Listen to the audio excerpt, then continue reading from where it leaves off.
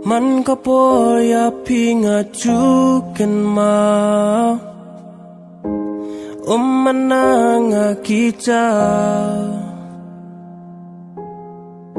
ngam chumundul bangan ngai na pi marwela kut kilat kilenti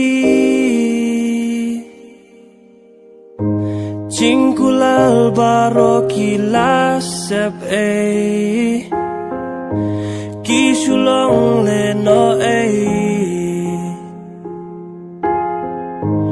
Marwayang nengahab yampai donut Men siemba pang da shisha ka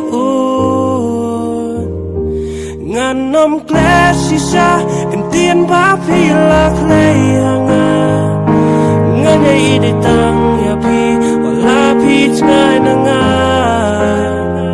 Sa tang kiching kin mau Ngahun ngam laken ban penpau Ngam labangan pai shaway Jing it kala temrau Oh ngan ring ngan da Ya kaching ida mer sim chong